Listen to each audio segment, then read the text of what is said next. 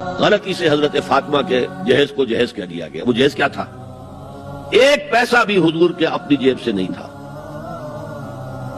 اس شادی میں خاص بات کیا تھی کہ دولہا کے ولی بھی حضور ہی ہے. اور کون ہے؟ علی کا کون تھا مدینے میں؟ اور دلہن کے والد بھی حضور ہے. اب حضور پوچھتے ہیں حضرت علی سے تمہارے پاس مہر دینے کے لیے کچھ ہے؟ عرض کیا میرے پاس تو کچھ نہیں. وہ فقراء صحابہ میں سے تھے.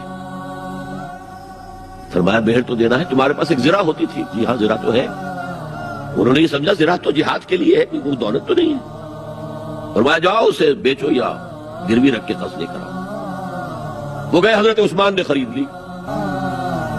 اس پیسے سے حضور نے کچھ پیسے گھر بھیجے اندر, دلہن کو ذرا تیار کر دو.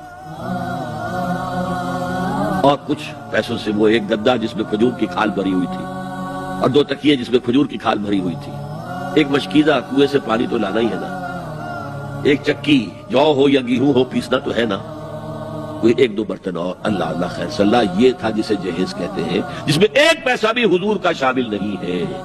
وہ حضرت فاطمہ کا مہر تھا جسے بنایا گیا.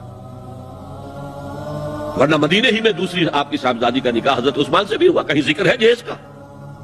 حضرت عثمان کا گھر بھرا ہوا, ہر چیزیں موجود.